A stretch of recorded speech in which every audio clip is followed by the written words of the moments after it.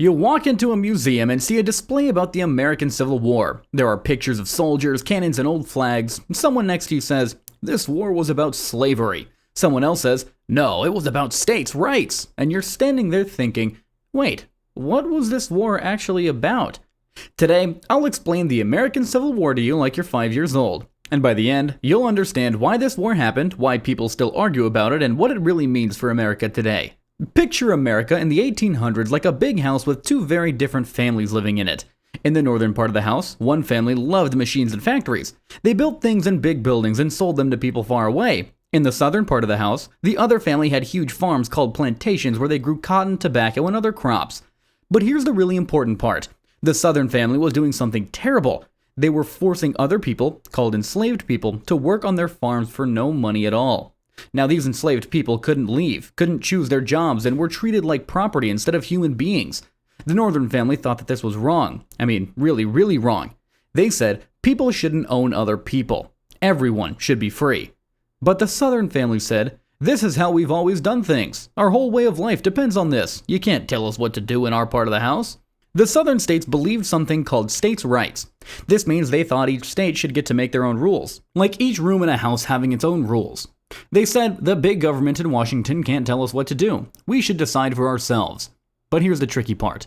The main thing they wanted to decide for themselves was whether or not they could keep owning enslaved people. Some people would say yes, some people would say no, and everybody would argue about it. Then, in 1860, a man named Abraham Lincoln became president. Lincoln was like the grown-up who finally said, "Okay, that's enough. We're not going to let slavery spread to any new states." He didn't say he was going to take away slavery where it already existed, but he did say that it couldn't grow any bigger. The southern states heard this and thought, uh-oh, if slavery can't spread, eventually it might disappear completely. We can't let that happen. So the southern states decided to do something drastic. They said, "Fine, if you won't let us do what we want, we're leaving." It was like when you get mad at your family and declare, "I'm running away." Except, well, they actually tried to do it. 11 southern states said, "We quit being part of America. We're starting our own country called the Confederate States of America." But President Lincoln said, "Hold on there. You can't just quit being American. We're one big family, and families stick together even when they disagree." He believed that if states could just leave whenever they didn't like a rule, then America would fall apart like a puzzle with missing pieces. The first big fight happened at a place called Fort Sumter. The Confederate States attacked the Union fort, and boom, the war began. Now, you might think this war was just about slavery, and you'd be mostly right. You see, the North wasn't fighting the war because they woke up one day and said, "Let's free all the enslaved people." At first, Lincoln said the war was about keeping the country together. He even said that if he could keep the country united without freeing anyone, he would do it. But as the war went on, it became more and more clear that slavery and keeping the country together were the same problem. Think of it like this. Imagine your friend had a really mean dog that bit everyone. Your friend says, "I'm leaving the neighborhood because you all want me to get rid of my dog." You might say, "We just want you to stay in the neighborhood and be a good neighbor." But really, being a good neighbor means getting rid of the dog. Lincoln realized that America couldn't stay together as long as some states thought it was okay to own people and others thought it was wrong. The war was absolutely terrible. Brothers fought against brothers. More Americans died in this war than in any other war America has ever fought. About 620,000 people died. The battles had scary names like Bull Run, Antietam, and Gettysburg. At Gettysburg, so many people died that they turned part of the battlefield into a cemetery. Lincoln gave a famous speech there, saying that the living should remember the dead by making sure their sacrifice meant something, by making sure America became a place where all people could be free. During the war, Lincoln did something very important. In 1863, he signed the Emancipation Proclamation. This was like a big announcement that said, all enslaved people in the rebel states are now free. It didn't free everyone immediately, it was more like a promise of what would happen when the war ended. But it changed what the war was about. Now it wasn't just keeping the country together, it was clearly about freedom. The North had some big advantages in this war. They had more people, more factories to make weapons and supplies, and more railroads to move things around. The South was really good at fighting. They had some excellent generals, but they were like a smaller kid fighting a bigger kid. They could win some battles, but eventually the bigger kid's advantages would win out. In 1865, the Confederate General Robert E. Lee surrendered to the Union General Ulysses S. Grant at a place called Appomattox Courthouse. It was like the end of the worst family fight ever. The war was over. and America was one country again. But the problems weren't solved just yet. After the war came a period called Reconstruction. This was supposed to be when America put itself back together and figured out how to make former enslaved people truly free and equal. It was like after a huge fight in your family, when everyone has to sit down and make new rules about how to treat each other. Some good things happened. Enslaved people were freed, and new laws said that they were citizens with the right to vote. But many white people in the South didn't want things to change. They created new laws called black codes that tried to keep black people from having real freedom. Here's where it gets really sad and frustrating. Even though the war ended slavery, it didn't end racism or inequality. Many people found new ways to treat black Americans unfairly.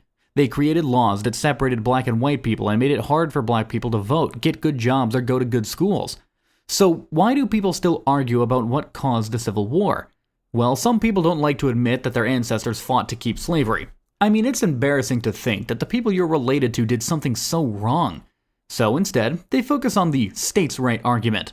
They say it wasn't about slavery, it was about the right of states to govern themselves. But here's the thing. If you read what the southern states wrote when they left the Union, they were pretty clear about why they were leaving. They said things like, "We're leaving because the North wants to end slavery and our whole way of life depends on slavery." It's like if you got in trouble for stealing cookies and years later you tried to tell people, "I wasn't stealing cookies, I was protesting unfair kitchen rules." Everyone who was there would remember that you just wanted the cookies. The truth is, it was about both things, but they were connected. The states' rights that the South wanted to protect was mainly the right to keep slavery. They weren't fighting for the right to choose their own speed limits or decide what color to be painting their buildings.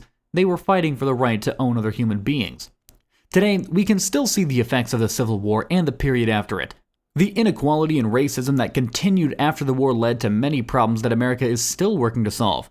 It's like when you break something and try to fix it, but you don't do a very good job, so it's still a little broken years later. Some people put up statues and monuments to Confederate leaders long after the war ended, especially during times when black Americans were fighting for equal rights. It was like putting up a statue of the school bully right when kids were trying to make the playground safer for everyone. Many of these statues are actually being taken down now because, well, people realize that they make others feel unwelcome or unsafe. The Civil War teaches us some important lessons. First, it shows us that sometimes doing the right thing is really, really hard and costs a lot. The people who fought to end slavery paid a huge price, but they believed that freedom for all people was worth fighting for. Second, it shows us that you can't pass a law and expect everything to change overnight. Even after slavery ended, it took many more years of fighting. Not with guns, but with protests, laws, and court cases to make progress toward equality. Third, it teaches us that the stories we tell about history matter.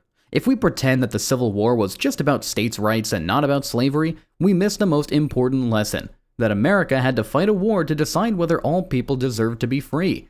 That's a pretty important thing to remember.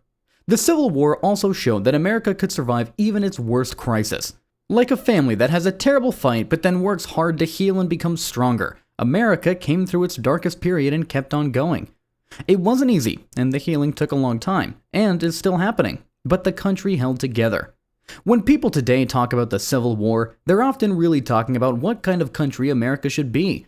Should it be a place where everyone is truly equal, or should some people have more rights than others? Should the federal government make sure that all Americans are treated fairly, or should states get to make their own rules even if those rules hurt some people? These are still big questions in America today. The Civil War reminds us, though, that freedom isn't something you win once and then keep forever without any effort. It's something that each generation has to protect and expand. The enslaved people who were freed after the Civil War had to keep fighting for real equality. Their children and grandchildren had to keep fighting, and people today are still working to make sure that all Americans are treated fairly, no matter what they look like or where they come from. So, let's recap this whole historical adventure. America had a terrible war because half the country wanted to keep owning people as slaves, and the other half said that it was wrong. The South said it was about their right to make their own rules, but the main rule they wanted to keep was slavery. The North won, slavery ended, but the real fight for equality continued for many, many years and is still going on today. The war taught us that sometimes you have to fight for what's right, even when it's really hard, and that keeping a country together means making sure everyone in it is truly free. Now go forth and remember that history isn't just old stories, it's lessons about how to build a better world. Don't let anyone tell you that the Civil War was just about taxes or trade disputes. It was about whether America would be a place where all people could be free.